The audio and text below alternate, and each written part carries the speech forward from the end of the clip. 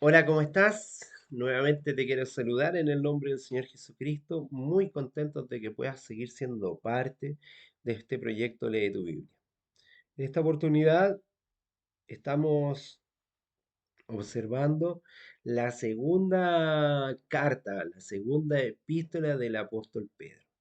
Ya hemos dicho varias cosas de la primera carta y que también se van a repetir en la segunda carta.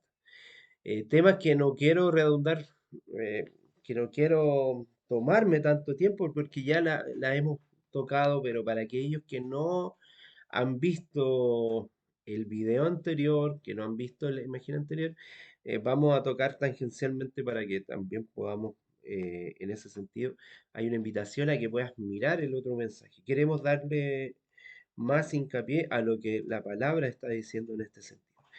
Elementos importantes que aparecen acá, que ya fueron mencionados, los vamos a nombrar así a simple vista.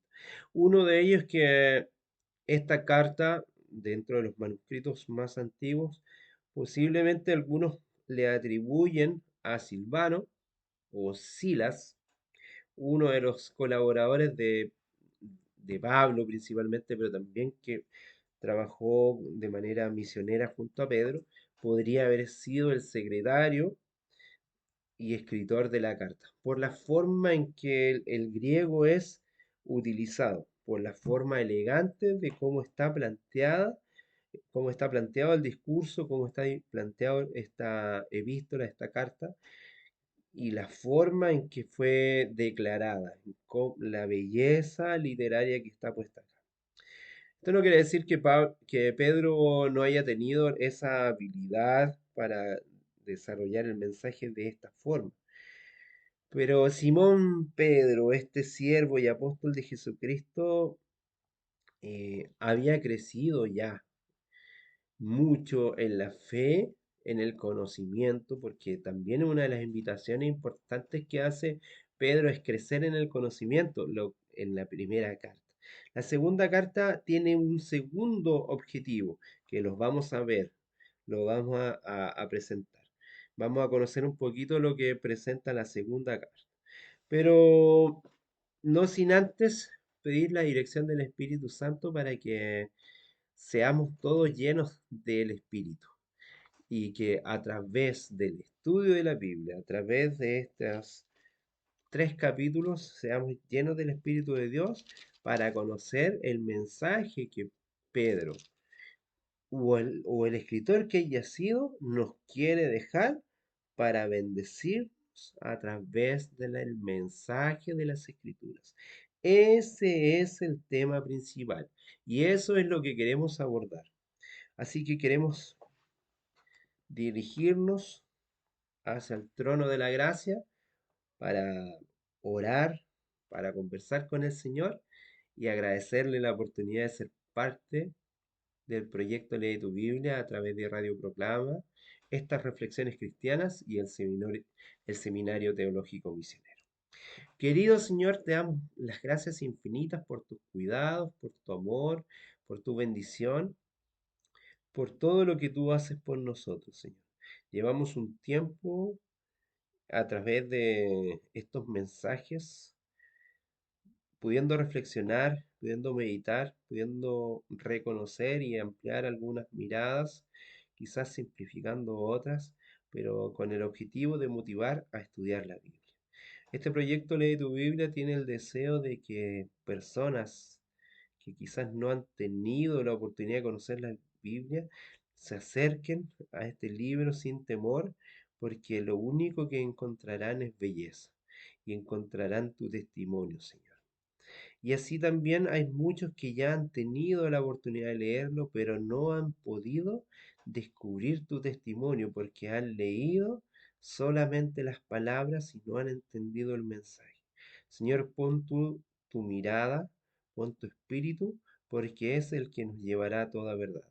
Más allá de las palabras, más allá de una letra, lo importante es el mensaje de amor, de bendición y por sobre todo de salvación, que está en cada uno de los rincones de la Escritura. Señor, acompáñanos para que este mensaje pueda ser patente, latente, y no solo seamos oidores de la palabra, sino que seamos hacedores de ella y podamos presentar tu testimonio, el testimonio de Jesucristo, que es lo que queremos mirar en las Escrituras. No conocer por tener un conocimiento más, no estudiar porque nos parece interesante tener un contexto, un manejo histórico, un punto referencial, conocer una temática, o mirar aquellas discusiones que pueden existir en torno de las autoridades de estos textos bíblicos, si son inspirados o no son inspirados. Lo importante es que te podamos ver a ti, Señor, en cada uno de los puntos de la Escritura. Señor, acompáñanos para que esa sea la realidad, sobre todo en estos últimos temas. En esta segunda carta de Pedro, acompáñanos, Señor, y dirígenos tú para que en estos 3 capítulos que el apóstol pudo compartir, ya sea de su propia mano o a través de Silvano o llamado Silas también, un secretario que puede haber ayudado a embellecer el lenguaje de esta carta, podamos encontrar el testimonio de Jesucristo. Es lo que queremos encontrar. Y todo esto lo agradecemos en los méritos de tu Hijo amado. Amén y amén. Bueno, mirar algunas cosas, detalles principalmente, porque ya hemos dicho bastantes sobre esto. Eh, no queremos seguir con esta discusión si fue la autenticidad de Pedro, si es así o no es así. Veamos algunas cosas importantes, pero antes de que se pueda llevar a una decisión en cuanto a esta autenticidad de la segunda carta de Pedro, deben tenerse en cuenta varios factores. La idea de que fue escrita por el apóstol Pedro. En primer lugar, eh, la segunda carta de Pedro fue escrita por el apóstol o es sin duda una falsificación. No solo comienza en la forma común Simón Pedro, siervo apóstol de Jesucristo, para identificar su autor, sino que él la escribió, el que la escribió afirma que fue uno de los que estuvieron con Cristo en el monte de la transfiguración. Esto lo expresa segunda de Pedro en el capítulo 1, versos 17 y 18.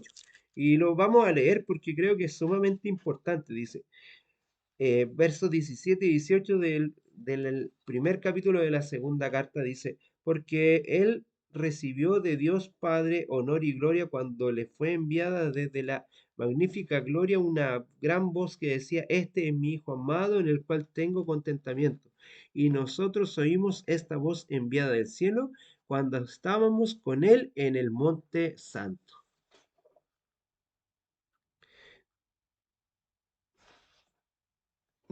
Si no crees que fue Pedro, por lo menos fue alguien que estuvo acompañando a Pedro para escribir esto. Si fue Silvano o Silas, eh, uno de los que le ayudó a escribir, no puede haber otro que con esta forma lo haya escrito. Eso es algo que quiero compartirte. El autor no puede ser otro sino que el apóstol Pedro, yo creo que sí. A menos que se trata de una evidente falsificación. No sé si alguien en ese periodo histórico se hubiese atrevido a decir algo de tamaña magnitud. Lo importante acá, dentro de la temática y de la historia, veamos algunos elementos importantes. Esta segunda carta está dirigida a los que habéis alcanzado una fe igualmente preciosa que la nuestra. Eso lo dice en el primer capítulo, verso 1:1, lo que presumiblemente se refiere a los lectores de la primera epístola, o sea, los que ya habían visto la primera carta. Esto parece confirmarse en el pasaje del capítulo 3 también. Pedro probablemente fue martirizado no después del año 67 después de Cristo, y se cree que la segunda epístola fue escrita poco antes de esta fecha. No se puede saber dónde se escribió esta epístola, pero una de los más seguros es que estas dos cartas, tanto la primera como la segunda, fue escrita en Roma.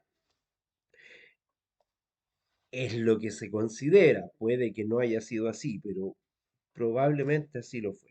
El tema, como en Primera de Pedro, es el tema pastoral.